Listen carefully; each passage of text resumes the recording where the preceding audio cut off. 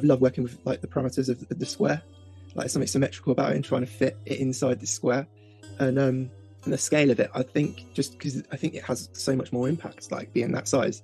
And where there is a lot going on in a lot of my painting, I think it needs a bit of room to kind of like have that impact.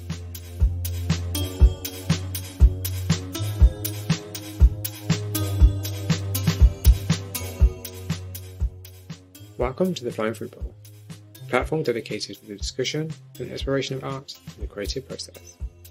I'm the host and creator, Aaron S., and this is part 2 of my conversation with Carl Beazley. If you haven't heard part 1 yet, please listen to last week's episode, as this part is a direct continuation of the conversation. Thank you very much. Carl's work can be looked at as a reflection of the current digital age, overflowing with many visual elements. His work is beautifully chaotic.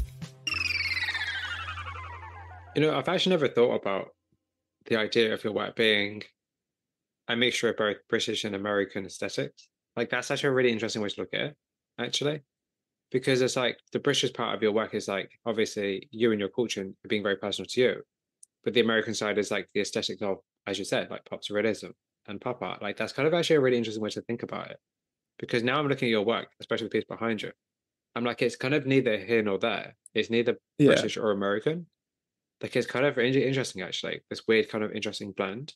And it makes me wonder, like, have you ever or would you ever collaborate with other artists? I think like one of the things I'd love to do, like, and I think this is one of the reasons I paint on a square as well, because I've always been like inspired by like album covers and stuff. They've been a big part of it, but I'd love to like collaborate with like an artist or a band or that I really loved, and like them give me, say, like a brief, and kind of work with them to figure out how they want to sort of like to show their, like, to present their music in a certain way, and how I can kind of like put my spin on that, and I think that'd be really cool. And I think it's something that I think I could do quite well. Like, I think I could take a piece of music and then kind of like interpret that, and or an album, and listen to it and speak with the artist or the band, and say they could tell me why they done it and the feelings that they done, and like give me elements of what, you know. And I think I'd be quite good at communicating that through a painting. I think that would be quite a cool thing to do. I'd love to do that. I think that'd be a really good idea. I think it'd be such an interesting idea, because I feel like your work has a scope to be so many different things, because it can be like an advertisement for somebody. It can be part of like a huger, bigger ad campaign, but it can also bring different elements of people together. So let's just say, this is like a super random example, so don't judge me here. You know, when, like, who was it that did a weird takeover? Like, Asda did a takeover with like Sainsbury's or something. I might have got that hideously wrong, but even something like that, like bringing like two completely different or even two similar things together in a painting, you know, could work interestingly well. Like, if you were to do, like, let's just say randomly, because thinking about the Tesco reduced sticker, if you did like an image based on retail and you had like signage from each of the different stores, or like, you know, I don't know if that makes any sense, but like different kind of combinations. Like, this is the thing. So your work is all about combinations, and your work is all about exactly kind of the I like to kind of consider work as like stacking. It's like stacks of different combinations, but whether that be like literal or physical, because as we've discussed previously, like the idea of you having individual pieces you can fit together is it's like a huge jigsaw puzzle. That's what your work is. It's like a jigsaw puzzle. Like, it's stuff like that. Like, I think there's so much kind of potential and so much value and so much depth you can go into, because each individual small element in your work can be part of a larger, bigger picture somewhere else, or like it denotes just something entirely different. Like, it's kind of hard to explain, but it's like there's just so much imagery you can embed within your work that would mean so many different things to different people. Like, you could easily have your work, you know, in a Coca-Cola commercial, for instance, or like that. Like, you can use advertising so well into your work, even if you just painted QR codes into your work, or had QR codes, you know, on the top of your work as well, or like make it interactive, make people kind of like roll the dice and give you suggestions for different things to paint, you know, stuff like that. There's so many things you could do. I'm definitely open to that sort of idea. Like, it's I'm not sort of like a strict sort of person who goes, I just want to do my own thing. I do, like, I've learned like collaborating is a great thing. Like, I think you can come up with like amazing stuff like by collaborating, and I don't think I've done enough of that, really. Like, and just kind of, again, it's the bouncing ideas thing, and you can put your own spin on things, but with a bit of guidance, if that makes sense. Like, It very much does, but I'd also be really curious to think about how people would collaborate with you in your work because your work is so visually busy. Like that's also what I find interesting. Like Yeah, how could they collaborate with you? Like how would they be able to collaborate with you? Because your work is almost always everything at once anyway. It's just yeah, like it's like how would like so for instance, like I'm thinking of like maybe like let's just say this is somebody you might not know. So there's an abstract artist called Rebecca Youssef who is absolutely lovely. Like imagine like if you and her collaborated, she could literally just paint over one of your images, but like yeah, leave some parts exposed. You know, even just something as simple as that, like where like you're both putting your own stamp on one image together. Like I don't know, I think you'd be very interesting to collaborate with. yeah, yeah. It's like You I'd know, definitely be open to like doing more stuff like that. It's yeah, for sort of like I don't know, it gives it a different spin, and also like I think it kind of could kind of like enhance both. I don't know. It's just different ideas coming together. It's like when you like almost like have a band and like different elements, and you've got someone putting in yeah. something, and then them throwing something at it makes the other person think in a different way and bounce off in Mm. a different way, and then the other person, whereas if they were doing it on their own in separate rooms, it would come together and it wouldn't be so cohesive, and it would kind of like I think the joy of like hearing something or like seeing something and using that to influence your own thing and just sort of like bouncing around like a pinball. It's kind of it's that's where creation comes from, and I think you can get some really cool stuff. But I had a conversation with I think it was Mr. Frivolous the other day because I'm still thinking about the conversation. I edited it yesterday, so well, the last second part of it yesterday, so it's on my mind. Because it's weird when I edit conversations with people, like I always think of it's weird because I always think about what people said. And, like, even yeah, now, there are certain artists I can quote, or there are certain artists I remember what I spoke to them about because like we had a really good conversation. Um, like there was a guy I spoke to in episode 17, Mr. Mark Thompson, and we were talking about this idea of, and it works out really well for your work actually. The idea of like the netherworld, which is like this in between the real and the abstract, is work that sits kind of like yeah. that's neither one or the other, and he called it the netherworld. I And like that. I like every single time I talk to somebody about their work, I'm like, oh, well, an artist friend of mine said it's like the netherworld, and I'm like, this is what your work is like to me. So it's kind of nice, like when you remember things that other people said, and you're like, oh, and yeah, I always try to reference people where I can because obviously none of my ideas are my own; they're other people's. yeah. So But that's a I great always way of reference putting them. it. Like because it is like the thing of being halfway in between. Like it's got connection to this world, but it's kind of not Yeah, quite real. If that makes sense, it's kind of like it's has its own atmosphere about it. I use the word atmosphere quite a lot, which is quite weird for like painting. Like, but it's kind of that's the kind of art I love. There's ones that generate like a feeling. it makes Um, sense. and sometimes it can be like not really explainable, but kind of like, but they've got this kind of like cohesive thing going on where it just has like a certain makes you feel uneasy or makes you feel in a certain way, or they've created almost like their own little world. It's like world building. Yeah, It's kind of yeah. it's that's what really interests me. So, So I wrote down here. I wrote Bruce's angles because I like that phrase. That phrase really fascinates me yeah, because Bruce's architecture is gorgeous, and also like yeah. I love Bruce's architecture. There's like an Instagram account I think it's called like Brute Builds that I follow, and it's so cool. Like some of the like the imagery on there is just Yeah, like incredible. I love it, and it's and again that was like I put that down because it's something that's like always like fascinated me because it's mm. kind of it's ugly and beautiful at the same time. It's kind of like very concrete and like, but there's something eerie about it as well. It's something very strange, and I quite like that. It's like too uniform. It's Yeah, like it's like too grey, but there's something yeah, really nice about it's that.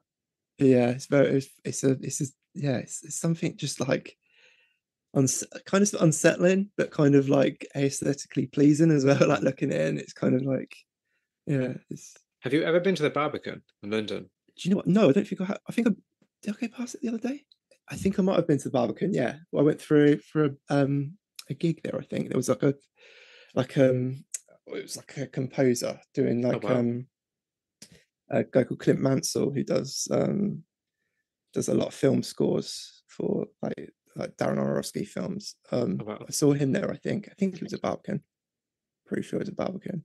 But is that the one with the outdoor? They have the outdoor garden as well. That's kind of like enclosed in. And it's got the I'm not architecture sure. of that. It's I'm not sure very. if they do. They might be. It might do, but it's like they kind Let's of have a they're look. like high rise blocks of flats that are like on different levels. Oh yeah, And it's like it's proper like it's like Bruce's architecture. It's like my favorite yeah. place in London to go because it's just Oh yeah, amazing. yeah, And I've been there so many times to photograph it, and I still want to go back again. It's just one of my favorite places. It's just so interesting. It's just also because there's nowhere else like it. I've never been anywhere like it. And it feels weird because it doesn't feel like you're in London. It feels like you're in some kind of weird Soviet prison, which is interesting. Yeah. I don't know if that's a good or bad thing, but well, I like these again. It's like it's a whole atmosphere thing. I like these spaces like that are kind of like almost like feel it's just got a strange feeling to them. It's like I went for a stage of like in a lot of accounts that do like the whole, what's it called, urban exploring, like in like the derelict malls and stuff, and the it's like, I find that really fascinating, like something that's kind of been kind of used for something for so long, and then all of a sudden it's been abandoned. Like I love these, like, yeah, because again, it's for me that's about like kind of a feeling, a weird feeling, like. So sorry, going back to the Brutus angles, where we got here. Sorry, I was like, that's how we got here. Sorry. So I put Brutus angles, put the construction / deconstruction of the human form, and the way that buildings are knocked down and rebuilt. The idea of like you're knocking down and rebuilding the figure. Like I like this idea of like the idea of rebuilding. It's not just about world building, but it's also about rebuilding, because the figures are not complete. It's like fragments of figures. You have hands, you have eyes, you have feet, you have different body parts, but they're never really complete. Like, is the idea of like the deconstruction and reconstruction of the figure something that's in your work? Yeah, I think so. I think it's just like, again, like I said, it's like always treating it like as building Lego blocks almost, and putting things together and taking them apart, and just having that sort of like childish view of art. I think like I just try not to take it too seriously and try to have fun with it. And I think that doesn't involve a lot of deconstruction and moving things around in certain ways, but also having like a fluidity to it. And it's, yeah, I think it does. Because I put here, I can't remember what I was thinking when I wrote this, but I put here disconnection between the viewer and the artist, the fragmentation and rebuilding of the self, life as a puzzle. And I think it kind of comes back to this idea of digital age and the idea of like when we post images of ourselves online, it's all very curated. You know, it's like we're choosing how we present ourselves. And I was thinking like your work is kind of interesting because it's almost like your work is like a pop culture puzzle. That's kind of what your work is like. And I think that's that actually might also be an interesting theme to kind of consider, this idea of disconnection, this idea of fragmentation, this idea of the digital age, this idea of pixelation, this idea of bending the human form to become something, as you said, like Francis Bacon, like something that isn't human, but still gives the illusion of being human. But then that goes into the whole rabbit hole of like what is being human. But that's also something you can talk about in your work. Like, in fact, tell you what to do. And actually, it's kind of it's not my idea. It's really an idea from somebody else. Should I ask you the question? You know what? Actually, I will ask you the question. So, a couple of interviews ago, by the time this comes out, I interviewed a lady called Anna Carl, and she had an interview for Mr. Frivolous, who is going to be a few episodes before this. But I'm going to ask you her question to you because I think it would be interesting for you to answer it. And her question, well, the first part of her question was, how would you describe your work in one word? See, that's the difficult one. I would say it's, I suppose at the moment, the word I keep coming back to is like fragmented, and kind of like it's quite, I think it's quite striking. Striking is a bit of a boring word. I'm trying to think of like something that's, I don't know. How would you describe it? Like if you had to, in one word, what would you say? Puzzle. Puzzle, yeah. Because the interesting thing about a puzzle, though, is that you can put it together in any way you want. And although there is a right way to put it together, putting it together in the wrong way can also yield interesting results. So it's kind of like, that's what your work is like. It's like you're putting things together. There's a right way for you to do it, but there's also the ways that you don't do it right also give you good results. Like it's interesting in that respect. But the reason I asked you that is because another good exercise you could probably do is literally message 5 people and say, give me, just say to people, say, what 5 words would you use to describe this piece of work? And that way you'll get like core themes that your work is giving people, like the kind of aesthetics that your work is, people seeing your work as quite instantly. Because obviously, like if you say to somebody, how would you describe this work in one word? You know, get that to 100 people, say, you'll get a pretty good idea of what kind of themes what people are seeing in your work. So I thought also it's a great question. I was like, this is such a good question. And it's a hard question to ask as well. It's a hard question to answer. Yeah, it really is. Like it's something that is just so hard to like, because you have to really distill like what down you're to doing like one, down. yeah, distill it down to one word is really sort of like tricky, but it's like you said, it's good challenge to sort of like see Yeah, how people would describe it, like you should. Yeah. what is the one factor of it that kind of sums it all up. Yeah. So I want to talk about the scale of your work because your work is huge. Yeah. So I'm kind of curious, like, what prompted you to make work at that size? um And how big is it actually? Just for people who haven't seen it. they're like a meter by a meter, so it's 100 centimeter by 100 centimeters. And the reason I work on that size, like it's to be honest, it's the stupidest idea ever to work on a size like that, because not only does it make it so difficult to transport the works, it also like I was saying before, like it boosts the price up, so you can't. So it makes it a bit more. I don't know. It's a lot to be selling in one painting. So it's really not sensible. But I've always painted like as soon as I started painting on these sort of like square canvases, it's just always been something that I've loved working with, like the parameters of the square. Like there's something symmetrical about it and trying to fit it inside the square. And the scale of it, I think, just because I think it has so much more impact, like being that size, and where there is a lot going on in a lot of my paintings, I think it needs a bit of room to just kind of like have that impact. But yeah, I'd love looking at large paintings, like huge paintings, and just seeing like, I don't know, I think it does, which is why I really want to kind of get them out there at some point. Like I think they work so much better. I think every time someone's seen it in the flesh, they've gone, I didn't realize it was that big. Even because however many times you take a photo of yourself next to it, whatever angles, it's almost impossible to like recreate that scale of the work until you see it in person.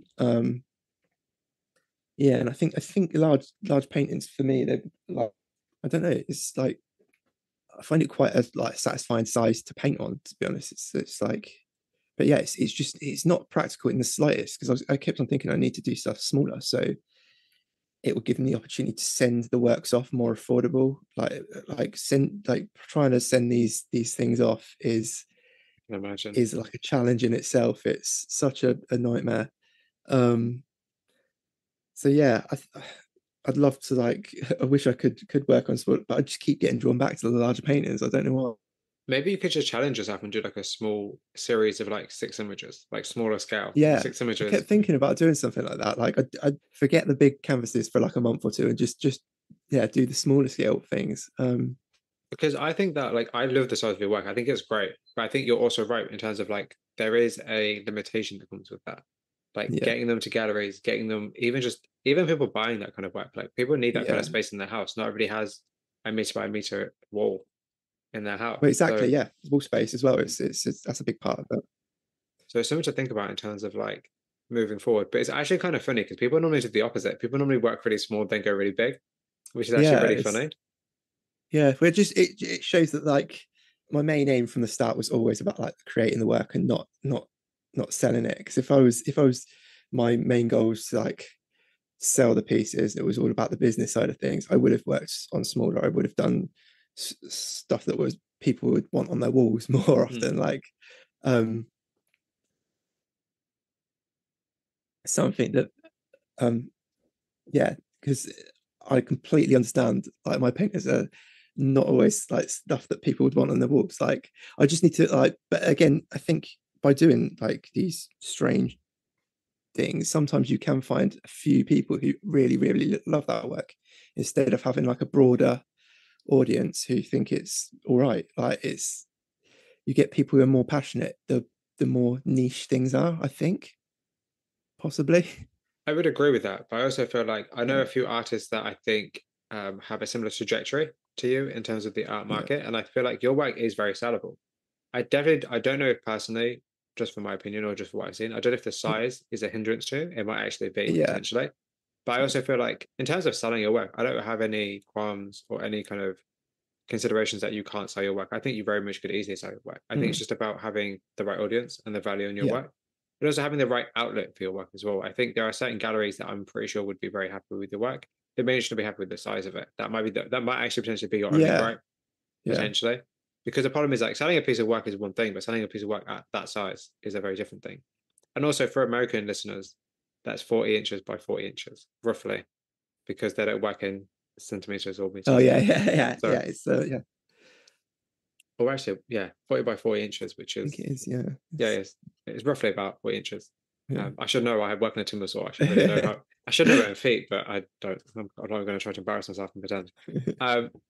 So, would you ever consider creating like a mural? Yeah, I'd kind of like to try that. Like, I did get asked about it once, and I backed out because I Right. was because I was worried I couldn't do it justice. Like, it was this was I was going back kind of like 5 years, 5 or 6 years. It was through Creative Debuts, who I've had a few opportunities with before, and they said about doing this mural, and I would have had to get time off work anyway. But then Oh yeah.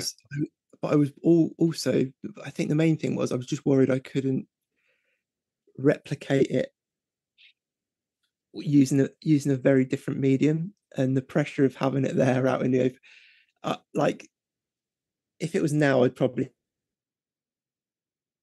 say yeah, and like, what's the worst that can happen? But back then, I was a bit more kind of like, I didn't want to mess it up. I really didn't want to like close that door with them by doing something that I couldn't do.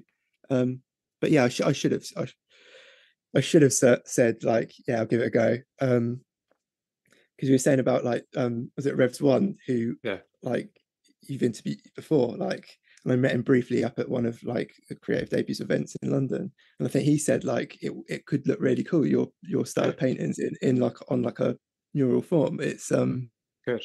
Yeah. Absolutely. it's yeah, it's something that definitely like, again, it's I will end up talking myself out of doing stuff rather than go, why not? So, but I need to change that. I need to like just be more bold and go, yeah, I can do this.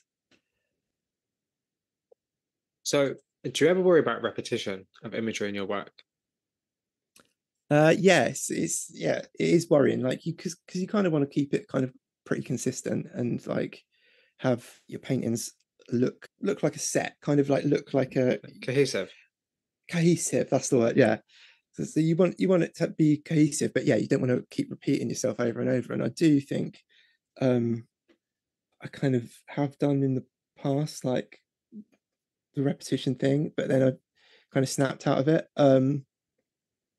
I think I've kind of kept the same sort of style, but I've kind of manipulated it a lot more. But I love artists who do kind of change their style over time, and yet you can still tell it's them.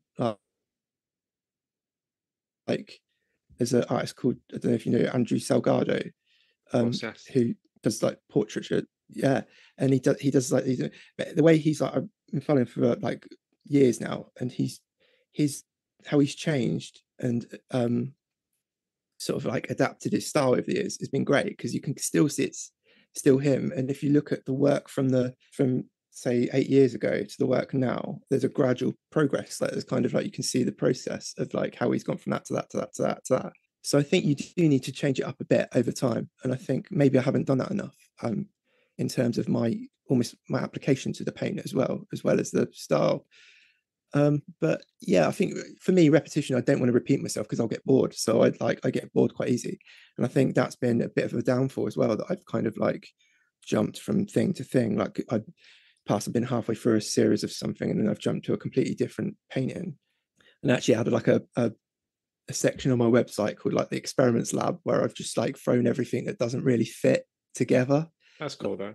Like with like into a series. So I've kind of like thrown that all together, and that might be, say, like if I've done a painting of someone like in the public realm, like a famous person, like that could be thrown in there, or something that I've tried out, a direction I tried out and it hasn't quite worked, or I haven't wanted to pursue in that direction.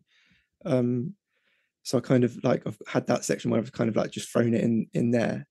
But yeah, I've kind of, again, I've like saying about consistency, which comes up quite a lot. I've kind of become okay with my work being a bit all over the place, and it kind of suits like the paintings as well, because the paintings are a bit all over the place and a bit sporadic and a bit like fragmented, and kind of it's something that I've kind of like seen my work as kind of a bit more like a scrapbook than maybe some other artists who has a very clean kind of like look to to their output. Mine might be a bit messy and a bit childish and a bit like here and there, but I've just learned to embrace it and like embrace that messiness. I think it works out well for the kind of person you are, and also it's the aesthetic. Like there's your work has a very particular aesthetic, and I think changing that would change your work. You know, it would Yeah. change like the Yeah. way you do things, and I think it works perfectly for the kind of person you are and the way in which you like to work. As you said, it's about the process, and now that you said that, I look at your work and I'm like, that makes a lot of sense. It's not Yeah. about having, a beautifully rendered painting. It's not about having something that is pristine and perfect. It's not about having something that is together. It's actually about the Yeah. opposite. It's about experimenting. It's about trying new things, trying new techniques, trying different angles, trying different poses, trying different Yeah. ways of painting, different depths, flat images versus realistic images. It's almost like a sounding board in a way, which is kind of interesting to look Yeah. at your work like that, because like it's almost like tell you exactly what your work is like. Your work is like a broken TV that flicks through different channels. That's I what your like work that. is I like. like that a lot. I That's might what your actually work have is to. like. I might take that and use it in my Go ahead. Go ahead. But that's exactly what your work is like. in my It's like personal statement. That's all it's right. like it's I like like that. your computer has crashed and it's just spewing out random web pages, and you're getting Yeah. these bits of random imagery from completely different places. Bit like how my brain works, kind of like dotting around from place to place. So it's It's like you have 50 tabs open and your computer is frozen. yeah. That's what it's Yeah. like. That's what you want, because it's like you're trying to. It's like this is why I keep coming back to kind of the digital agents idea of like information. Like your work has so much information, very much like just the interesting parallels you can draw between your work and the contemporary society we live in, which I think is very important for you to talk about your work in that way, because it could really help people understand it in a more of a why is it contemporary, why is it current, why is it important kind of way, if that makes sense. Because it's Yeah. like saying like your work is holds like the internet holds a lot of information that can only contain that has like a certain limit. Like it seems your work seems endless, but it's not. I don't know if that makes any sense. But Yeah. okay, so I actually wanted to ask your opinion, and I don't think I've asked anybody yet. I don't know why, but AI art. What is your opinion on the current rise of AI art, and how do you think that's going to affect kind of art in general? It's interesting. Like I always find it funny how against these things people are, and it's people have like a massive strong opinion of it. I find it quite funny. Like like there's always like to me it's something that's going to happen whether like it's here whether you like it or not. It's kind of like I at first the first AI images I saw like in art, I didn't even realize that they were AI images. Like I Mm. sent them to my brother, and it was like because we kind of like this like the cool like surreal thing, and a lot of them had this very like uncanny kind of like very like there's an artist I like called Matthew Barney who done like these where he used to like he dresses up as things. He done like really Yeah. odd like Oh yeah, I know. Yeah, I know his work. it's hard to explain. Like creates his own like little world, and a lot of these AI things were like coming out looking a bit like that. And there's another like an artist I like called Rachel McLean, and she's like a Scottish artist, and she like dresses up and puts like makeup on, but she does it obviously very physically and stuff. But a lot of these images were coming out like looking kind of like that, and it was kind of that art kind of like, and I sent it to my brother, and I was like, look at this, this is really cool. And he said, do you know that's AI? And I was like, no. So I didn't even realize that there was this whole thing. And then but now I kind of like you can kind of tell which one's AI and which one's not. um it's not something that I would get into because again I enjoy doing the process of it. You could use it as a tool to explore and stuff. It's yeah, it's interesting. It's just the world changing again. Like there's so many things like how the world changes over time and you don't expect it, and then you kind of like adapt to it and stuff. But I think a lot of people do get scared that it's going to like take their jobs and stuff. And maybe it's just me being like a little bit selfish that I don't do it for full time, so it's not going to affect me Sure. massively. So that might be a reason. But I also think it's kind of like one of these things that it's just the world changing, and it's some of it's quite interesting to look at. Like I don't like, but there was another thing I saw the other day that was really like there's an artist called Matthew Stone, I think his name is, and Yeah. he's quite cool. He's done like the cover for FKA Twigs album. Yeah. I think yeah, the last one. I think Jesse Kander done the first one, and like and I saw he put a video up, and there was like a machine was oil painting a painting, like, and it was like, so if you go on his like thing, you can see this machine was like doing like an oil painting like of his work, and then there was a close up of it, and it looked like paint. It was so bizarre. Um, and that's when I thought, kind of like, wow, that's great. But again, I just me being nosy, like reading the comments underneath, and some people were like really hating on it and stuff, and like, but yeah, it's one of those things that I kind of like. Just it's not it's I enjoy the process of creating art with like with my hand. That's kind of like how I enjoy doing it. I can see why people are scared if it's like that, if that's their living and it's going to be changing. But again, it's one of those things like what can you do about it? It just, yeah, it's for me it's just interesting rather than um I'm not one of these people who really like has strong opinions of hate on it. Like it's not like AI art or like machines painting and stuff. It's like it's the world changing. That's all it is. I can't like, it's not, I'm not gonna cry about it. I about to say that's a good perspective to have, actually. Yeah. I think a lot of people might look at like hear this and go, oh shit, like he's like that's not right. That's not a right way to look at it. But yeah, it's unfortunately that's the way the world is going. It's turning like into machinery. But I don't think it will ever get rid of like the creative aspects of art. Like I said, the part I love about art is someone's idea and the brain aspects. And I think you to get authentic art that's directly something out of someone's brain, there will always be a place for that. I think like AI art or like when the NFTs come in, like it's a completely different thing. There will always be people who will love like hand painted stuff or will love something that's been done by like directly by a human. But yeah, it's I just find it quite interesting how much it changes like the world, and like it's very hard to keep up with. It's like I find it more like fascinating to like the changes rather than worrying about it too much. I remember I read somewhere, I can't remember where I read it. It must have been, I don't know if it was on Instagram, but I think someone was like, "Oh, if you're scared of AI taking over your job, maybe you're not doing your job properly," or something like that. And it was something kind of a bit like that's going to cause a lot of problems if you say stuff like that. Yeah, I think the only place it's going to impact is like, yeah, well, actually, I think it would impact a lot of places. But I think the only issue I've got with it is that companies will use AI to create imagery rather than pay like an artist or a photographer. That's where it becomes a problem. yeah. I think that's yeah. I think when I was reading into a lot of that, I think that's a very very like dodgy area. Like especially it's when it's taking like images from like artists who don't have a lot of money, and then Yeah, they're coming up with something that's very very similar to what they do. Um, yeah, yeah. there's definitely reason for concern there. There is definitely reason for concern.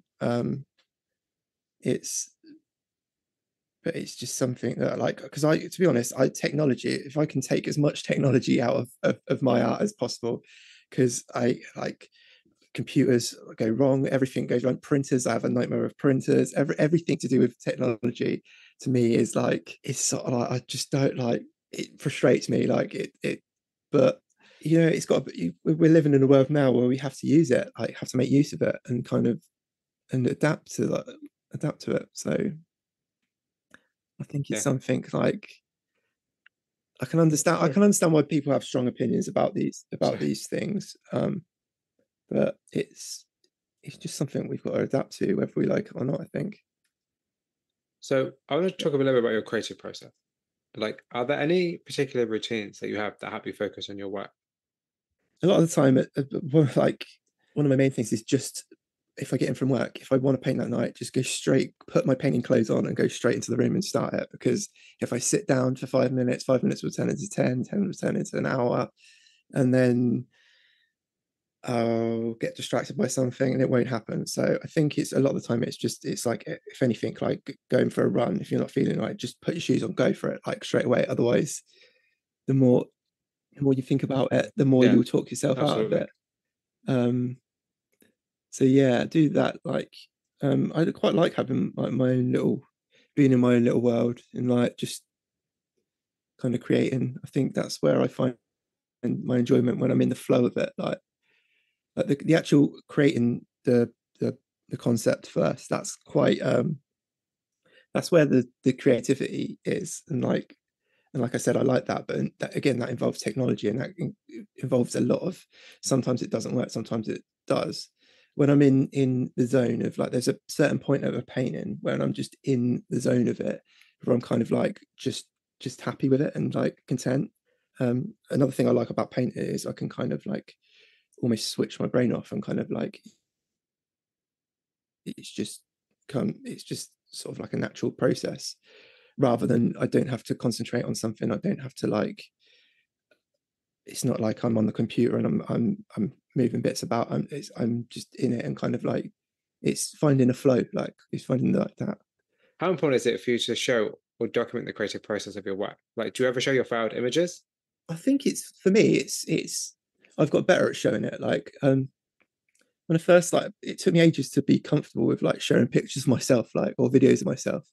In the past few years, I've become a lot more comfortable with that, because I think it is quite helpful. I think I used to just literally post pictures of the paintings themselves, um, and also like showing the painting on the easel as well. It shows the scale of it and stuff. Um, and I Yeah, think it is, for me, absolutely. it's important being like quite a kind of like, I'm not a big artist. I'm almost can't not do it. Like I'm almost have to kind of like put myself out there and show people like a bit of personality. But yeah, I think it all depends on the artists themselves. Like I know there's great artists who are a bit more kind of like, oh, you don't see much of their personality, and it doesn't detract from the work. But then there's also artists who the personality is a big part of the art. It's part of them, and you can see like them and their artwork go kind of hand in hand, and I love that. Um, and I think I'm somewhere in the middle of being like the reclusive, quite secretive artist, and in between that sort of stage. But it's something that I'd like to like come out of my shell a bit more and do, but it's it's something that I have to learn. I think it's not something that comes naturally to me. Um, in ideal world, if I was selling like hundreds of paintings and I could afford not to like do the social media and showing the process, then I might not. I might probably be a bit more sort of like secretive about it, but also I think it's quite fun. I think people like to see the process. Like I certainly do, because I'm nosy, so I like to see like how people like do certain things. Yeah, I think it can be.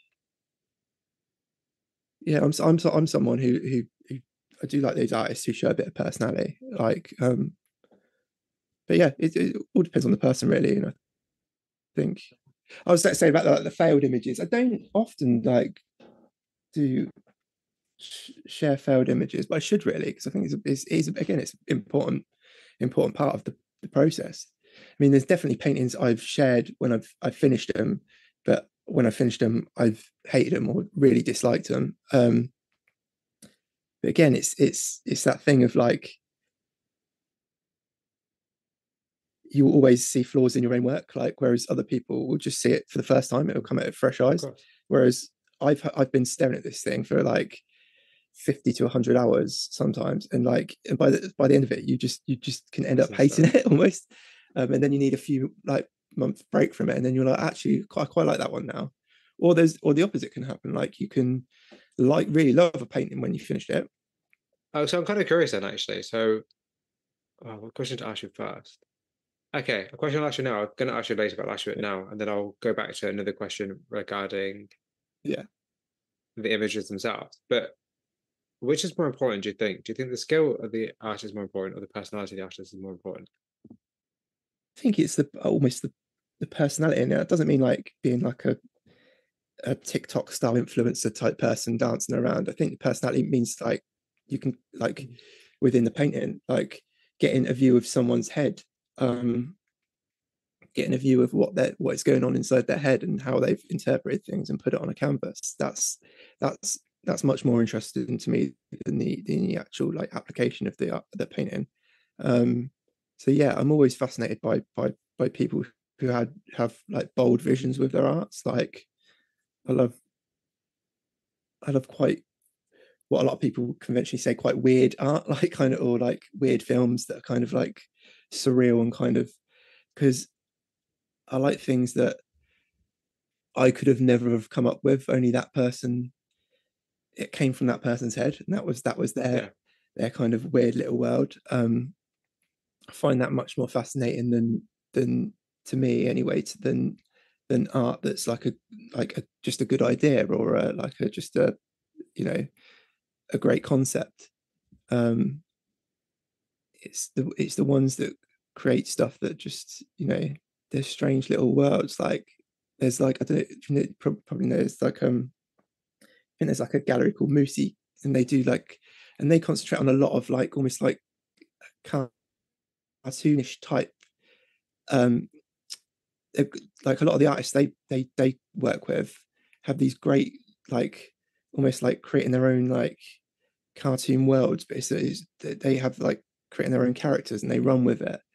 And I find that quite fascinating, like, because again, it's like I look at it and it's like it's almost familiar to me, because it's kind of like animated, but it's almost like their own version of animations, if that makes sense. It's like, Yeah. yeah, I love these kind of like strange worlds. And like if I see an art and I'm just completely fascinated with it, and it's an image I've never seen before, that's what fascinates me. And like, and how that artist decided to do that, and that came from their head.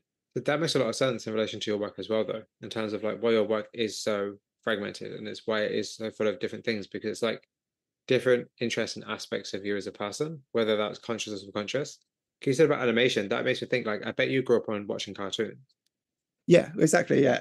Yeah, I was gonna say that I can imagine because when you said about animation, it just made me think. You said about world building earlier, like what is like the first place you learn world building is cartoons. Yeah, exactly. Yeah, it's like it's like, and I think as a child, like the memories of those cartoons and those sort of like strange little worlds is always like, it's always there. Um, and I'm someone who like, I still Hmm. struggle with the fact that I'm kind of like, I don't feel like an adult in some situations. Like I think this is quite a Oh yeah. common thing, but I always have it when I'm speaking to someone, and they even could be younger than me, but I feel like the child speaking to an adult. Um, so I've always had this thing where I still feel like a bit in that childlike world. So it's, you know, it's quite, I mean, some people might look at my work and go like it's very kind of childish and immature and a bit kind of, you know, a bit throwaway. But that's fine to me. It's like it's what I create, and I quite like doing it. It's, So I wanted to ask you as well, like, have you ever looked at an image and wish you did something differently? yeah, all the time, like all the time. It's like I said, like you see your own paintings and you see the flaws. You can remember the decisions you made like when you're doing it, and just, yeah, it's so hard to like detach yourself from the work. It like, because you had the process of going through making it.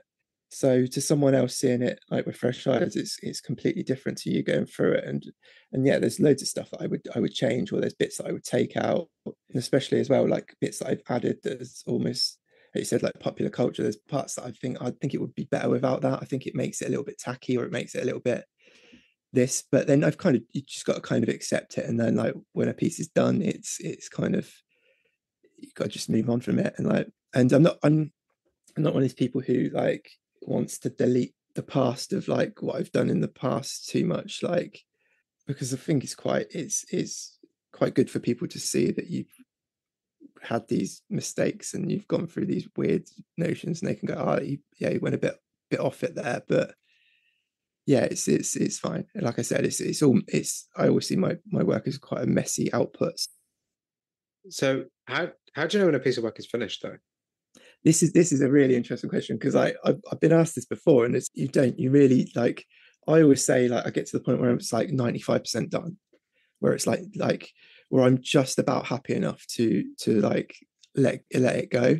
because I don't think you'll ever be 100% happy with it, or there's always something you can keep doing with it. Like you can keep adapting it, keep changing it. But I think you've just got to let things go at a certain point. A lot of times when it's like when I'm totally, completely sick of it after I've spent like hundreds of hours and I literally can't do any more to it physically. But yeah, I have to be a certain amount. I think 95% or 96% happy with it, and then I kind of go, look, I could be tinkering about with it for ages, like just tweaking, and it's not going to make a difference to the overall impact of it. But because I'm a perfectionist, I can literally go on forever.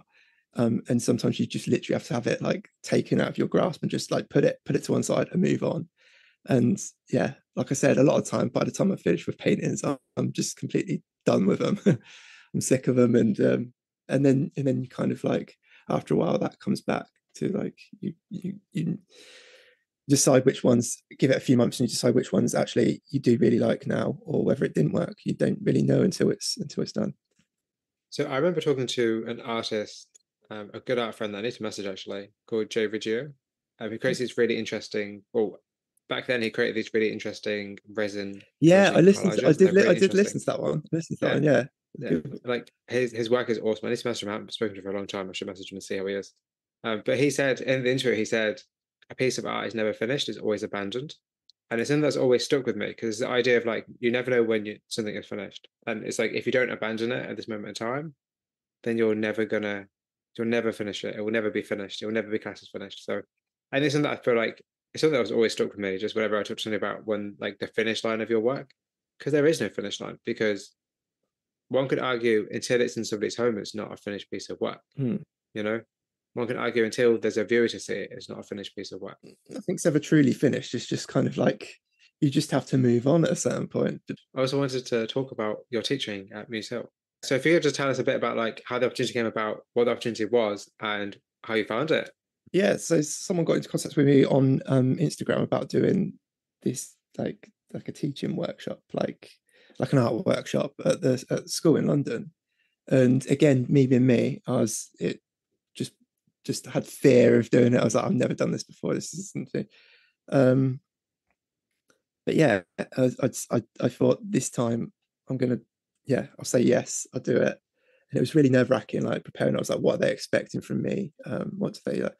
But that like, and I couldn't sleep the night before. I was like, what is it going to be like? Am I good enough to do this? Like, will I have anything of worth to say? But yeah, I went up there and met the teachers, and they were lovely. They were so chilled with me and kind of like relaxed me straight away, and kind of and gave me the freedom to kind of and tell me, they sort of like explained to me what they wanted from the session, from what they wanted me to do and help out with. And yeah, it was such a good little confidence boost, because it was something that I almost didn't do, and I did, and I really surprisingly enjoyed it. Like I really enjoyed it. Like it was so rewarding, and I can definitely see why people get into like teaching now, because it's such a like I'm not like overblown. I didn't do a great deal on the day to like I didn't turn into a teacher, but it was great to help out where I could, just do the little bits and pieces, like go around and speak to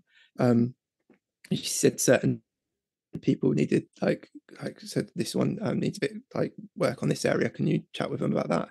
And it was also nice to like chat with them about their kind of like their art, and kind of like, and some of them about what they wanted to do in the future. And it was really cool. There was like one girl who she was really shy, and like, and the teacher asked, can you kind of like concentrate on this one, like she's struggling with this kind of bit. So I went around and I was like telling her this, and I was saying about not putting so much paint on your brush and kind of like this. And so I left her and moved on to someone else. And then when I came back, she like, it was so cool because she like listened to what I said, and it was like it was good to see that. Like it was good to see like someone had like taken on board, and I had something of worth to like give to them, which is something like sometimes you don't feel at the time. You feel, am I good enough to do this? Have I got anything to say? And I came out of it actually quite, I was like, okay, so I have got some sort of like experience after doing this 10 years that can be useful. And it's quite nice, and it kind of made me want to kind of share it with people more a little bit, like kind of like want to do that. And I think that made me kind of question, because I've always been very kind of focused on what I'm doing, like the creative side, but maybe it is quite cool to be a teacher and help other, like, so that could open up, like, it's something I'd love to do more of actually in the future, because it was a really nice experience, and like I said, it helped that the teachers were really nice. Like they were brilliant, and the kids were too. The students were, but they were really sort of like, they were on board. But it's funny because I was like, because I paint in a quite, like I said, in quite a weird way. It's I didn't want to, like, I'm all for like giving them the opportunity to like paint how they want to paint. It's like, which is great. So I could help them out in some way. But a lot of time I was saying, look, give this a go. If it doesn't work for you, then that's cool. Just you can find your own way, but maybe try this out, or maybe do it this way. And but yeah, it was such a nice feeling. It was like, it was good to do. Like, I'm so glad I've done it. I think it's great that you did it personally. I think it's absolutely amazing. I think it's absolutely amazing because I feel like art workshops and even just like artist talks in schools and in universities, I think that's something that we need to do more of, because I feel like it provides value for both you as the artist and also obviously the students involved. I think that's kind of a really nice combination of like you being able to kind of get a different kind of perspective on your own work, because Yeah. and it's also, as you said, like it makes you feel valuable because you are valuable. Yeah. It just reminds you that you are valuable. It's easy to forget because you're stuck in your own world creating your images, but you forget that your work does have an impact on people because somebody saw it and was like, we want this particular artist, and you're not even from London as well. That makes it more interesting to me. Like out of all the artists they could have chose from London, they were like, we're going to go with this artist here. So clearly your work is impacting people. It has the right impact. So Yeah. don't forget you do have value. Yeah, I think that's important for you to remember. It's like, and I think they were doing like, again, like I find it true when they said they've been looking at your work for like their studies, which is amazing. Like, and then they kind of found me through that and kind of said, and I remember at the time she was like, I know it's your older work, and I know you're probably sick of like people talking about like the older stuff, and you want to. I was like, no, and I like it's absolutely fine to me. Like if that's what's resonated with people, like students, that's absolutely fine. Like I don't mind like going back to pieces that maybe I'm not so fond of, but it's like if other people have found sort of value in them, then that's great. I'm really like appreciative of that. I love that. I think that's really interesting that clearly that the older work has something in it in terms of the emotions and feelings that people are very much drawn to. Yeah, it's like that's something I'm quite happy about, that for some reason students have picked up on these pieces somehow, and that's like, it is an aspect that's like I said before, it's like when I'm feeling a bit down about it, or it's like that's what picks me up. I think it's at least got there. I may not sell as many paintings as another artist, but I have this little thing where I have students doing recreations of my paintings, and it's like that's almost like money can't buy kind of thing. It's like Sure. It's good. It means people are seeing your work. It means your work is being presented to people, and people are also resonating with it, which I think you can't really buy.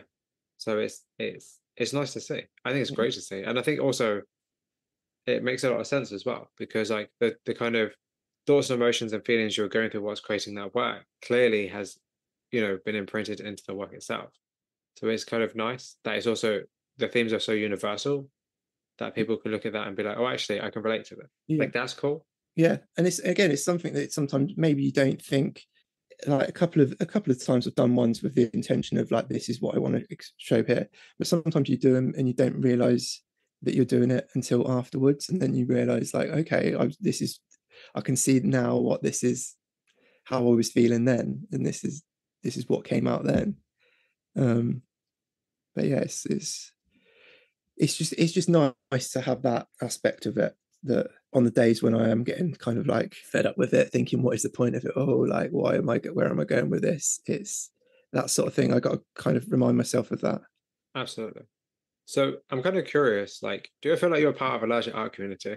I'd like to be like, I think it's like at the moment I kind of it's is very limited in that regards, because I think living outside of like any sort of like art, like if you lived in a London or a Bristol or somewhere, you kind of have a bit more of a, I don't know, easier access to that. So I think it's been entirely my fault that I haven't sort of like mingled with more artists and got myself out there. Because it's something I'd love to feel like I'm part of a wider art community. Like I remember going to like the events like years ago, and I was like, I always felt like I had a bit of imposter syndrome, where I was like, everyone seems to know each other. I'm kind of like, I'm the odd one out. But yeah, I think I need to put myself out there more and get in chatting to more people. And there's a few people from like those earlier days, like I think I need to get in contact with, because yeah, I think it's just been entirely down to me. But again, life kind of gets in the way, and like it costs a lot to get up to London, and it does that, and Yeah. it's hard to find a little art community if you're in outside of those like main hubs. I think it's not impossible, but it's just. But again, a confidence thing. I need to sort of like put myself out there more and make it happen. Like it's entirely my fault that I've been a bit kind of like distant from it all. One thing I'm thinking of at the minute is to put together maybe like some kind of WhatsApp group or some kind of Discord server for Yeah, that'd artists. be cool. Yeah, Um, it's something I'm thinking about. I don't know if I'm going to do it or not, because I think it would be really cool to do. Because I think it'd be nice just to get like real time feedback on your work and to bounce ideas around. Because I think, as you said, like if you can't physically see people, at least we can connect digitally in a way that's going to be, hopefully yeah, just as good or just as helpful. It's something I think about at the minute. Just 'cause I have a lot of connections, and it'd be nice to get everybody together. It'd be actually really cool. Because I just send people other people's work all the time, and that's cool. But like, I don't know if they ever talk or if they ever actually look at each other's yeah. work. I just send it, and I'm like, literally, if you guys become best friends, good. If you don't, that's fine. Um, and it's like it'd be nice to actually get people talking and kind of just bouncing ideas around that. And also, I think somewhat off Instagram where it's not just so passive and so just like, oh, this is nice. Yeah, Because sometimes you want, a place. I feel like just want a space where you can ask the most stupid of questions and they're not stupid questions. yeah, exactly. Yeah, So I feel like everyone has a bit of a fear of like asking about questions because they feel like they're going to sound stupid. Like particularly when it comes to stuff like packaging work or shipping work yeah, or and that's like marketing and business. that aspect of it is like the packaging, the work and stuff, and finding like couriers to send it off. That's probably like the most difficult part. That's like almost you need like a course to do all that sort of side of things. Mm. It's because if you haven't done it before, it's very daunting. You don't know where to like source the materials from, like how to do it, what looks professional, kind of like it's Yeah. it's especially if you haven't got like an art community, it's kind of you're left to yourself to figure it out, and kind of it can be quite scary at times. So I think it's Yeah. yeah, like you said, packaging work, that was a big challenge. And shipping work, it's which is always a nightmare.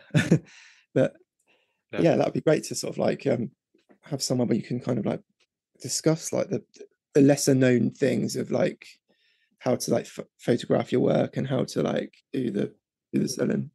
What are your interests outside of art?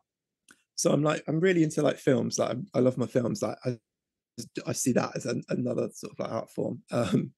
Like just watching films from like all over the world. Like I love like world film and just like strange films, like every different type. It's for me that's kind of like almost all the arts together. Like because you've got Mm. the music in there, you've got it's just I it's just something that's I'm really passionate about.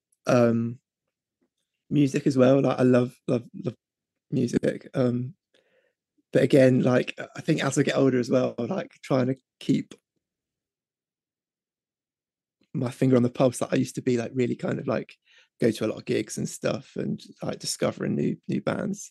But again, as I've got older, it's like takes time to so you kind of like find your favorites and kind of, I still try to like I love it when like people recommend me like new music because it's like but yeah, that takes time to like find new music and stuff. But yeah, so yeah, film music, anything like creative, like just anything like that is a massive sort of like, yeah, love of mine. And this I kind of play football outside of thing, which kind of, I think that helps me, gives like I've had like, I got injured recently and I've sort of had like 4 months off and I've only just started playing again. But it's so nice to like just, you don't realize how much of like a serotonin boost it gives you, like doing an exercise and doing some sort of like physical activity. Like I didn't realize how much I miss it. It kind of, I think it just resets me, having that sort of like social aspect as well. It takes up a lot of my time. Like there was one point when, before I got injured, I was like playing like 3 times a week, so it was a lot of time to do that and then paint on top. But I still felt like I was getting the same amount of painting done, because when I wasn't playing football, I thought I can get so much painting done. I've got this evening free. But because I think the sport kind of like an exercise helps me, like, I don't know, it gives you a boost. It kind of, it helped me to paint more almost. So it actually like was the detriment when I stopped playing football. So yeah, I've loved that. But yeah, kind of, yeah, I think sort of like film, music, anything creative is where my sort of passions lie. And I'd love like, So what is your favorite film? that's a hard question. Like don't know, I've got a few, like, but yeah, one that's kind of like, I'd say that's kind of in line with my like kind of the way my art is. There's a film called Holy Motors, like a French film, and I've it's seen that, really sort of like bizarre and kind of strange, but it's, I just love how like I said again, like how well building and like how strange it is and how it sort of goes from bits to bit. And I think some people look at those sort of films and think, oh, they're a bit pretentious of him, but I love how like creative they are and kind of like going off in different directions. But I love anything like that. I kind of love kind of like sort of magical realism and kind of that direction, and like love films of like Lars von Trier, Yorgos Lanthimos, and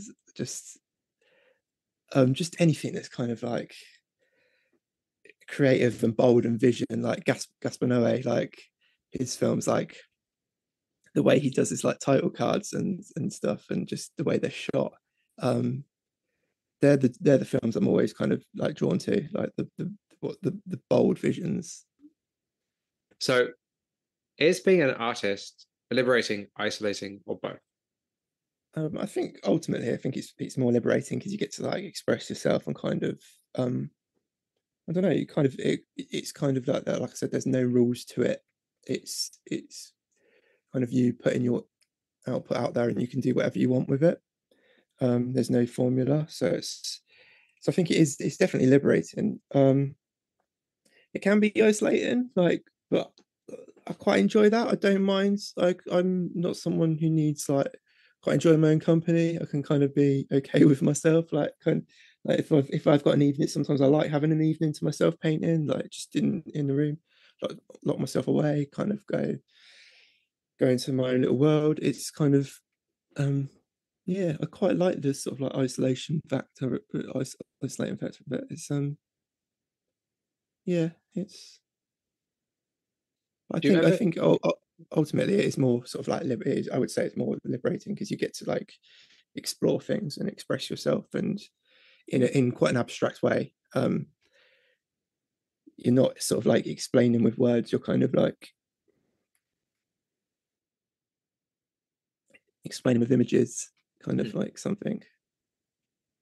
do you ever get lonely whilst creating though? Because you're by yourself, isolated in the studio, or like within the space you're creating?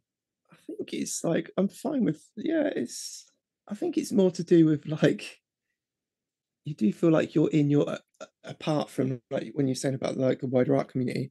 I do sometimes feel like I'm alone and kind of like not got anyone to kind of like speak to about like art stuff. So it's kind of, but I'm kind of, I kind of enjoy like an evening and like painting. Like it's where I kind of like, it's sometimes like if your friends are out doing something socially and then you're in painting, you can kind of think, oh, shit, but at the end of the day, I do love it, and it's but yeah, it's a very solitary thing, painting. I think you have to be okay with that and be quite comfortable with yourself, like, and quite comfortable with not interacting with people for a while. Because to be fair, that's kind of hard to do nowadays. Yeah, yeah. Well, it's kind of everywhere, isn't it? It's like so with phones and stuff, it's you've got constant distractions and stuff. So it's I think it's quite nice sometimes to have a bit of time to yourself to do stuff. So, if nobody saw your work, would you still create it? I'd like to think so. I'd like to think that it's like you were saying earlier, it's the process that I've discovered that I thought it was about the outcome and about the thing, but I've discovered it is the process of doing it and completing it. And I was always someone who'd start something and not finish it, like, or start something, get distracted. So I think it gives me a routine of having the process of starting something, or having an idea, starting it, going through it, doing the challenges, and actually completing something. I think that's quite rewarding. Like, whether it takes me a month to do a painting, it's there is that there's like a certain start and a finish to it. So yeah, I'd like to think so, but I think some like, but it is good to like get other eyes on it. I think it's important. I think it's a big part of it, and it's like yeah, it's deep down. I think you probably do it for to show other people what's inside you. So it's yeah, I don't know. No, that's a good question. It's a difficult question, but it's a good question. It's because I think most artists, well, actually, no, I say I think most artists that I ask that question to say they create it for themselves first. And one could argue like you always will because you, before anybody ever saw your work, before you ever posted your work online, you created it and it came from a Yeah, place of yourself. But I think it's just like at what point, and I guess it's a hypothetical question, you can answer if you want, but like at what point do you kind of give up yourself to wait, how can I ask this question properly? Like, where's the threshold between you creating work because you really enjoy it or you creating work because you have an audience now? You know? yeah. Well, that's a hard thing to do, isn't it? Because like I think you're always going to be drawn into like doing stuff that people like. I know I have in the past, like done a painting and I've maybe added something that's maybe not more me, but I kind of thought, oh, that might, people might like that, like kind of part of it. But then again, I always feel like it's they're parts of like the painting I kind of regret doing. So I think it is always good to trust your gut on it and go with what you like rather than what you think other people might. But yeah, it's an interesting one. Like I think everyone gets influenced by things and that outside world and thinking about whether certain people would like it. But then I suppose that's part of the creation. That's part of the creation itself. So, what does it mean to be a successful artist? I think it's hard to like to measure the success like of your work. They said it has different values on different levels. Like, is it about, to some people it might be about selling, to other people it might be about impact on other people. To me, I think it's just figuring out what you want to do with it and kind of like just being content with your output. I think if you're content with what you're putting out, but yeah, success is, there's so many different like levels to success. Whether it's like, I mean, you don't really have to sell anything to like. I don't know. It's hard. It's hard. Right, but yeah, I think success can be, you can see it in different ways. Like some people, it's like success is about selling work and getting recognition, and other people's success is just managing to figure out what they want to do and get it out there. And it might not have to sell to them. They might be quite happy with that. But yeah, I think again, to be a successful artist to me would be to do a body of work that I'm really proud of, and it's almost like the definitive version of me at that time. But again, being the way I am, you're never 100% happy with your output and what you do. But it's just finding that balance. Yeah. So I wouldn't say I'm a successful artist at all. But that's fine, I think. I personally would disagree with that. I feel like the fact that you've had people buy your work, the fact that you've had, the ability to teach your workshop, the fact that you have people reaching out to you about your work, saying that they're studying your work, I think that makes you very successful. In fact, I'd say that probably makes you more successful in a smaller sense than a lot of artists that are just selling work. Because yes, you also sell work, but you also have a bigger impact than just selling work. You have people reaching out to you about your work. I think that is very successful, and it's not even something that you were aiming for, which is why that's even more interesting. Yeah, it's quite a nice way to look at it. Thank you. It's like it's hard to process at times, like what you think, because obviously you have so many like dreams of where you think things could go in your head, and when they don't happen, or like it doesn't turn out how you'd like it to, I think you can be a bit down on yourself about. So sometimes it does need to be like broken down and like, but yeah, it's looking at it like that, it's quite nice for me to hear that. Like, it's like sometimes I need to hear that sort of thing from someone else. I think I like, don't underestimate the fact that like people are looking at your work. It may not be your current work, it may not be the work you necessarily like, but people are looking at your work and being impacted by it enough to message you, enough to invite you to come and do workshops. Like, that's not, oh, we like it. That's like, oh, this is actually has some depth to it. Like, that's not to be sniffed at, because it's like, I don't know any of the artists to be able to do that personally. Yeah. So I think that's cool. Yeah, I've learned to change my perspective on it a bit. Like, I used to be like really kind of like harsh on myself, and I think you've just got to be a bit more kind to yourself at times. Like, and think that whatever you can do, and it's fine. Like, I think the thing I'm most proud of is that I've kind of kept up with it, that I kept on doing it. It doesn't really matter that it may not have gone the way of like as far as I wanted it to, but I'm kind of quite proud that it's something that I've kind of stuck to and stuck at it and kept on going over the years. And it's just, I think that's one of my that's what I'm quite proud of, that I've kept going with it, and I've kept on persevering. So I was going to say also, what did you say? I was going to say to what you just said. The thing is that you have to also remember, like, art is a lifelong career. Like, just because you're not making the kind of money you thought you'd be making now from your art doesn't mean you can't make that in 10 years' time. Doesn't mean that in 10 years' time you won't be making that. Like, yeah, it's something that you can do at any age. Yeah, like your art career is not over. Your art career is only just starting. Yeah, so it's good that there's no, like I said before, with like footballers, they kind of like, you, unfortunately, it's like at 35 you're retiring almost, like 36. But to be fair, with the amount of money you've made, I would be retiring at that age. Yeah. To be very honest, I'd be like, sorry, but like, I'll it. retire at 20 if that's me. Like, honestly, I'd be fine with that. I'd be perfectly happy with that. Yeah, funny with art how it can be that you can literally do it when you can start being an artist when you're like 70, and it's and have a career at that. So it's good that it's something it's kind of quite a long game thing. There's something you can pick up at any time, or even you can if you're having a tough few years, you can drop out of and then get back into it. It's something that there's age is no limit on it. I think what's also interesting is that there's an artist I interviewed probably like a month ago or so called Emily Wallerstein, and she said that there's a series of work she created. She created a series of work over 10 years. It took her 10 years to create this series of work while she was working.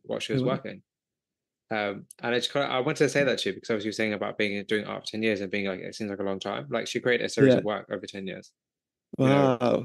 Because she was working while she was doing it. She's a full-time artist now, and she's been a full-time artist for, I think, only like about 6 months or so. But like, only recently she turned into a full-time artist after at least 10 years of working, at like least minimum 10 years of working on a series of work. So you have to remember, like, the hope is not lost. It seems like it's a strange thing, like art. Like, it can.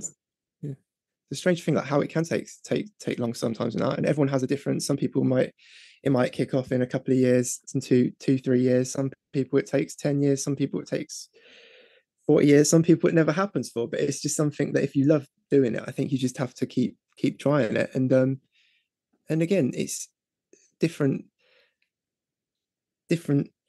artworks require different times and the different time scales and different. 100%. It's like I'm fascinated by people who can, like, sometimes when I've watched that like Sky Portrait Artist of the Year, like that fascinates me how some people can like create these things in such a short space of time. Like it's unbelievable. Like, but then it's completely different to the style of art what I do. So it's kind of, again, some, like when I went to do that school teaching, there's like some students there was one who was like managed to get about 3 or 4 pieces done when I was there, and another one just managed to get the tiniest section done. So I think everyone works at their own pace with art. And there's no right or wrong way. It's just the way you find comfortable. I completely agree. I think it doesn't have that social media puts a lot of pressure on people to feel like they have to be producing work every single day. They have to always be creating work. They have to, have their work seen. Because I think the thing is that we forget that there is a huge difference. And actually, the question I wanted to ask you that actually I might as well ask you because we're here. Yeah. But like the idea of like content creation and art, like I think we often forget, like some people are on the internet just to create content, not create art. Yeah. Like, do you think there's a difference between art and content creation? I'd say like art is more I'd say that almost like the product that is the main thing, and then I'd say that possibly content creation is like everything around it, like the marketing aspects, and how you want to present your work, whether you want to present it in a very personable way or you want to be a bit more reclusive and just let the art speak for itself. So I think content creation is almost like you said, advertising, the marketing strategy behind it. And that's a lot of hard work. Like a lot of these people say about the influencers and that, but there's a lot of like effort that goes into like creating a lot of time, and to try and just the consistency you need to do it with. Like I've kind of given myself a break a little bit on the fact that everyone knows the algorithm works. So you need to keep posting.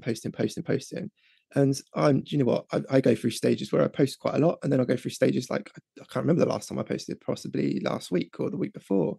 But then there'll be days when I'm posting quite regularly. So I've had to like learn to like give myself a break instead of stressing out like what am I gonna I need to create some content to show people. I need to like do this. If it's there, it's there. If I can manage to get something together, then that's cool. But I'm not gonna be a slave to like the algorithm or whatever anymore. It's just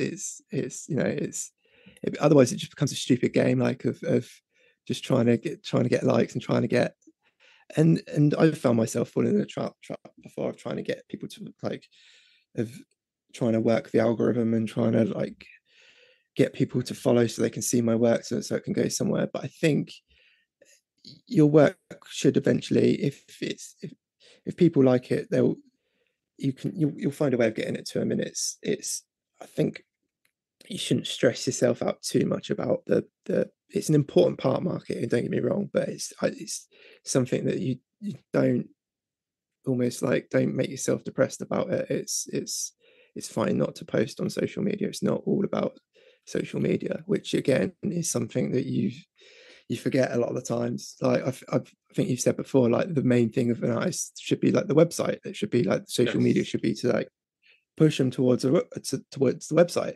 Yeah. And it's something that you have to hear every now and again, because I was like, oh yeah, why am I so obsessed with the Instagram as if that's the product? Like, and I already know it's not from before, because I remember on Facebook when I first started, I built up quite a big following on Facebook. I think I had like 18,000, 19,000 people.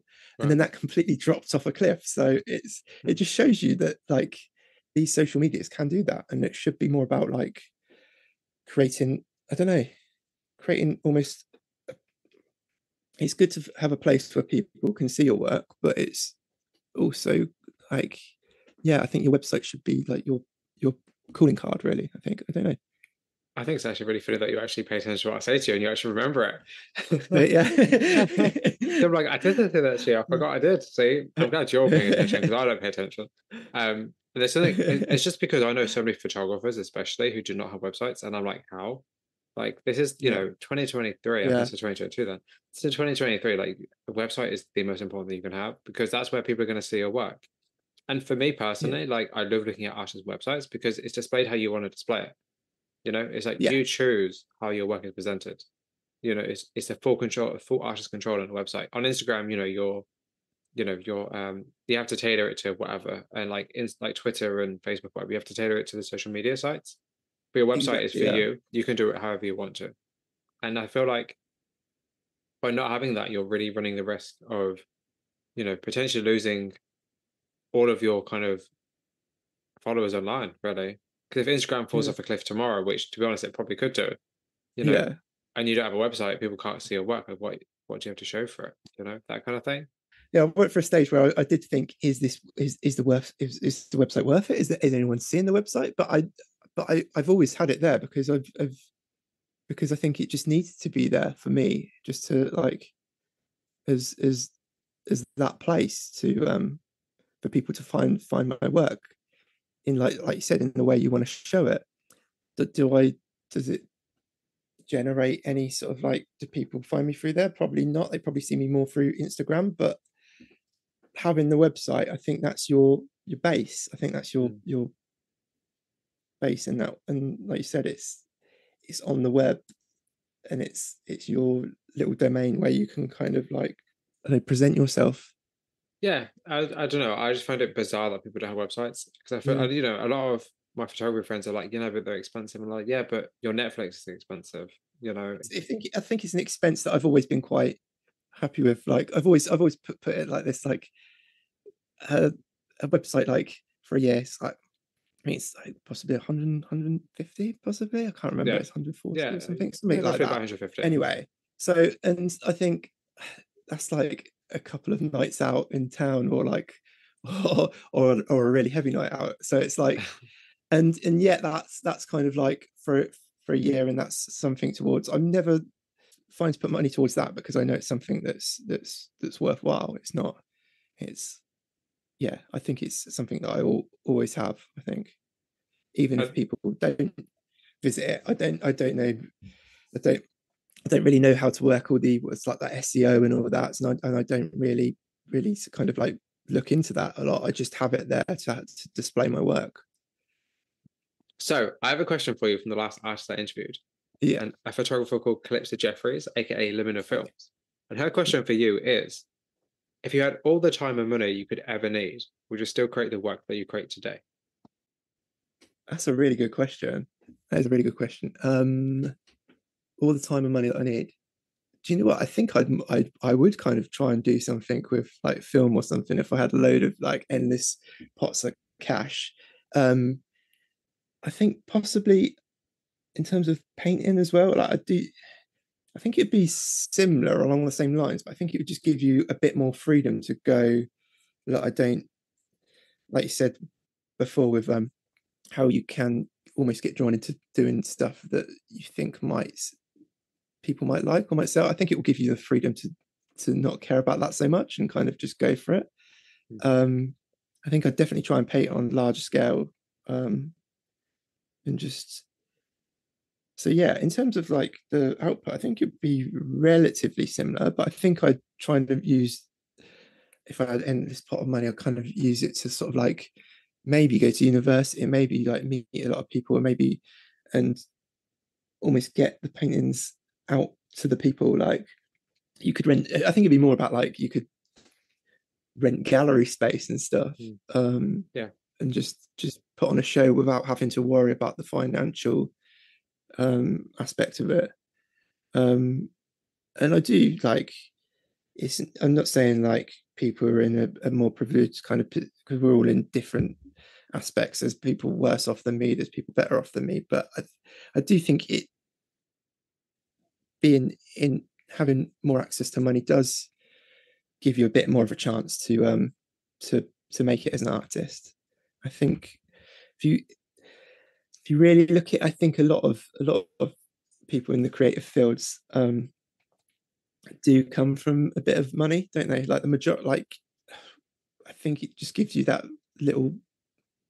I'm not saying they haven't had to work hard, but it gives you an extra.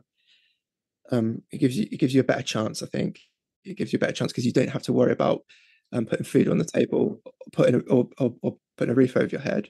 You can take more risks. There's Yeah, some points in life where I haven't taken risks because I've needed to like work and stuff. So yeah, it just gives you that chance. Like I'm not saying they're any less talented or any less deserving. It's just I think having money just gives you that extra chance to be a bit more confident with it and take a few more gambles with life decisions. yeah. And that's actually a really, really good point, actually, because there is a kind of trend. I don't know if a trend's the right word to put it, but there's a kind of trend in like rich kids doing art Yeah, yeah, because they can, not because they really need to, just because they can. Whereas for a mm, lot of artists, creating art is just a need. Isn't their need to do? yeah, Whether they get paid for it or not, they're still going to do it. yeah, You know, I think it can be frustrating when you see maybe art that's not so great or art that doesn't necessarily have as much debt being sold for a lot of money, yeah, or you see people sell up NFTs for stupid amounts of money, yet you have an artist who creates work that has taken 20 times longer that doesn't even get a fraction of that price. I yeah, think it the unlevel playing field is something that I personally don't particularly like in art. I think that's probably one of the only gripes I have with the art community and the art kind of industry is that like things aren't even. And I think yeah, that's like everything in life, that's just a way though, but it's also a bit unfair to me in my eyes. Because I just know so many cool artists who could honestly, all they need is a bit more financial support and they can do so much with their work. They have so much potential, yeah. but they're being held back by finances. And it's like, I don't know. It makes me quite sad actually, because there's just so many people I know that could just do so much cool stuff. Yeah, it is, but I suppose that's just the way. I suppose Mm, that's the way the world is. It's always going to be like that, and I think you've just got to kind of like realize you're not in the same league as these people who've got the money to spend on, like you said, some of the like the rich kids doing art. They can spend loads of money on like the social media advertising, and it doesn't affect them in the slightest. They can spend hundreds and thing to like generate and get eyes on their work. Whereas it's quite hard to get. But I think you've just got to realize you're not. Everyone comes from different backgrounds, and you can't really compare yourself and your success to someone who's had a different upbringing from you because it's yeah. and has a different like, economical background. It's you can't like. I've got a bit of a gripe with like the things when like you see these like almost these very macho videos and of these like people going, if you put your mind to it, you can be whatever you want to be. You can be, and it's to a certain extent, yeah. Like it's good to think that way, but you've got to understand a lot of these people. If you look into like, especially in the creative fields, like I said, like actors they come from a background like a lot of them went to private schools. A lot of them like Mm, it's I think it's much harder to break through if you're not if you don't have the connections and you don't have like an endless pot of money behind you. um and you've just got to remember like don't beat yourself up if someone else looks like they're making it and kind of like in doing what you want to do, because there might be more to it than that. It might not everyone has the same opportunities to mm. each other. It's it's not an even playing field, so you can't really compare yourself to. Well, you shouldn't. Like I said, I do it as much as the next person, but you shouldn't really compare yourself to someone who might have had different issues. Someone might have had different problems and different issues. It's yeah. Everyone's different and come from different places. So what I'm rambling on about is yeah. Don't look at something and get too disheartened if they look like they're like flying and you're not, because there might be more to it. That's true. That's very true. So, do you have a question for the next artist interview? Yeah, I've got one that's quite like I don't know whether it's a bit too like deep, but and then one that's quite like just would interest me, like because Yeah. right, and I don't know whether I could like say this well, but we'll try. But like, do you think art that has like a clear meaning or like a political message about the world we live in is more powerful or meaningful, and like ultimately like more important than art that is maybe more kind of abstract and atmospheric and more about escapism from the world we live? But yeah, because I've always been like interested in that, because I think some people think political art is more, I don't know, like more important and mean, but which I guess I have conflicting like feelings on it, or like maybe it is, I don't know, but the art I'm into is like I've said before, it's more like about escapism from the world. um and I think you can do both at the same time, but it's just, I'm just interested to see what people um think about that, and like, yeah. But yeah, but I've got another one as well, if that's a bit too Yeah, no, absolutely. Another one's also cool. I've asked them too because it's you, and yeah. I'm not going to say no. So I was like, I'm just interested, like what do you have on your walls at home? Is it pictures of your family, or is it art? Do you collect art yourself, like prints or anything? And if so, is it similar to the art that you do, or is it very different? Oh, I love that question a lot. I love that question Yeah, a lot. What do you have at home? And if it's art, and if you collect art, is it similar to your work? Collect art, is it similar to the work you produce? Oh, I like that. That's really cool because like attracts like. Is it? yeah. It's I'm like, because I'm always like fascinated, because I'm a fan of art and I love like collecting art as well, because I love it. Like, it's my walls are like full of like different little bits I've picked up here and there. But I'm not sure whether are all artists like that. Do all artists like, or is their home like full of family? Because there's like hardly any pictures of that. Actually, I say hardly any. There's zero pictures of me and my girlfriend on the walls anywhere in our house. It's all just random bits of like That's so cool though. art. Like It's art, that's so cool. that's what's on my walls. But whenever I go around a friend's house, they've got pictures of their family. In conjunction with that question as well, like I've Yeah, always found it weird, because a lot of people say, like the ones of my friends, they're like, why would anyone want to buy a picture of a random person and put it on the wall? Whereas I'm like more like, I'd prefer to have a random person on yeah, my wall than someone that I know. Like, it's kind of yeah, like, to me, that's like more intriguing to have like a face of someone else who is like mysterious, who I don't know anything about. That's more yeah, intriguing to me than having someone, a picture of my own face or a picture of someone I know's face. It's like, that's like, I yeah. quite like, it doesn't bother me. Like I'd happen, I have bought prints of pictures of other people, like Oh, send me portrait some prints. pictures I of your think that's, prints. I want to know what they yeah, I will are. do it. Yeah, I'm like genuinely. The thing is, I'm a bit too yeah, curious. I think, but I'm very curious. Like I'm very curious because I love seeing what kind of other art people collect, what people like buy. yeah, Because, like, as I said, like if you go to a gallery, like you have a very different opinion on works, and like what you like and what somebody else likes is very different. So I'd yeah. be very curious to know what kind of art you have on your wall. Yeah, I'll Um, send you some photos, because Definitely. a lot of it is, I've got some like album covers and stuff that's been like done, and but yeah, I've got like film posters as well, and it's That's cool. just, it's but yeah, I've got a few prints from artists, and That's it's cool. just all I don't to know. go about. I think buying art prints is actually really important though, because it's like a good affordable way to like to help an artist out and to purchase Yeah, work from them. yeah, So it's a great way of like kind of, yeah. I don't know. Yeah, I need to get back into doing prints a bit, I think. Yeah, I would agree. I think you absolutely should because then like just make your work more accessible to everybody. That's the Yeah, thing. Think about how you can have your work at different price points, how that's gonna, be yeah, helpful to you. And it'll give people the opportunity to purchase some of your work without having to have a meter by a meter wall space. yeah, So yeah, exactly. It's just the only thing is, it's the getting it right, because I yeah. don't want someone to be disappointed with, like, if like they receive their print and they're disappointed with like, but again, I'm overthinking it, just like The problem is like you have to. So the really the I'll thing just do about it, and that, then yeah. if it like, if I'm happy with it, Well, you have to yeah, give yourself like a month to like run test prints. Like run some test prints. Like the first thing you have to do is yeah, establish a budget.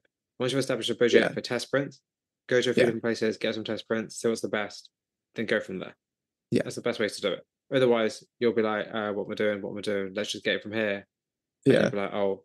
But I would like highly advise, not that I'm in a position to, but I'd highly advise go somewhere where you can get the prints sent to you first so you can review them before you send them out. oh yeah, Because the issue, which is, it's annoying because it's an extra step in that's terms of yeah, like time in, but it also means you have quality control over your work. And that way, if there's something wrong with it, you don't find out once the person's got it, you'll know beforehand. Yeah, I've always done that. When I've done it in the past, I've always had it delivered to me, and then a couple of times I've had to like redo it and redo the photo, adjust it, and then get it back. And then because I always want to send something out that I'm happy with, like that I think that'd be. So the next question for you is, are there any sacrifices or compromises of being an artist? In terms of sacrifice, the time management as well, like because it takes a lot of time to do art, so you're sacrificing a big chunk of your time, and you're like, I'm quite lucky at the moment. I don't have kids, and my partner's she's quite okay with me just locking myself away for a few hours while she watches TV or whatever. It's not like needing like to, you know, I like my own space, so I'm happy with that. I think you do need to sacrifice a lot of your time, but if it's something you enjoy, then it's not so much of a sacrifice. But yeah, it's possibly like, you know, it costs a lot. Again, I know I don't want to keep banging on about like the money aspect, but it does cost a lot. Like it's things, so you've got that as well. And but I think it's just, it takes a lot of time and a lot of effort to like do it on the side and kind of treat it as another job. It's like juggling two jobs at once. It can be tricky at times. We'll go for the last question, which is, what are you currently working on, and where can people find more about you and your work? So I'm currently working on a painting. It's kind of similar to the one I've done quite recently. It's kind of, I'm trying to explore like movement and dance a bit more. It's a painting. It took me ages to kind of like get to a point where I was happy to go ahead with it. And since I've started painting it, it's like I've kind of, I don't want to say dislike it, but it's not been one of my favorites to paint. But then I found that in the past, from past experience, I know that sometimes that can change. Like I can get to a point in it when I start to love it again. Like, and it's so at the moment I'm kind of, it's a bit of a struggle.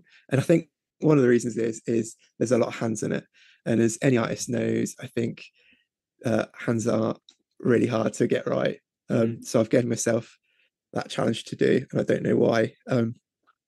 But yeah, it's one that kind of like I keep, but I think there's a lot of room in this one. I might kind of like experiment a bit more with, like, I've got the composition sent out, but there's a lot of room. Like there's in the bottom sort of left-hand corner of it, I think I can add some stuff there, and then if it doesn't work, I'll kind of go over it, which I don't think I do enough of. And to be honest, I don't do enough adapting.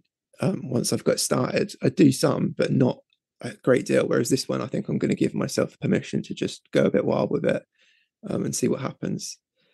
But yeah, so that's what I'm working on at the moment. And yeah, you can find me at my website, which is www.carlbeazley.com, or through Instagram. Drop me a message, or I think I'm on Facebook. I'm on Twitter, but I don't use Twitter like you should use Twitter. I just use it like Instagram. I just post pictures. I don't post opinions really or anything. So I'm on there as well. But yeah, just anything, or like drop me an email. But yeah, it's all on my website basically, and you can just find the links on there to go through if you want to check it out. Oh, thank you so much for your time. No, thank you so much for having me. It was really good. Honestly, you. Absolutely perfect. Thank you so much. I really appreciate you doing this so much, honestly.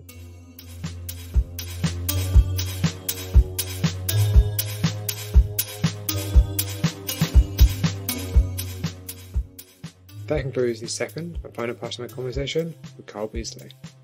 Thank you very much for listening. If you have any questions or comments about it, please send me an email at theflyingfruitbowl@gmail.com and get in touch via social media sites such as Instagram and Twitter. The Flying Fruit Bowl podcast can be found on a variety of sites such as Spotify, YouTube, and Apple Music. If you like the show, please consider rating, reviewing, sharing, or subscribing on any of these platforms to help spread the word. Also, don't forget to check out theflyingfruitbowl.co.uk for daily art inspiration. And if you're a creative, please get in touch for a chance to be featured or interviewed. Additionally, if you'd like to support the platform further, we now also have a Patreon. Tiers start from £1. And for more information, please head on over to patreon.com/theflyingfruitbowl. If monthly donations are not your thing, we also have a PayPal for one-time donations. I'll include a link to our PayPal in the show notes. Once again, thank you very much for listening to this episode today. And until next time, folks, please stay safe.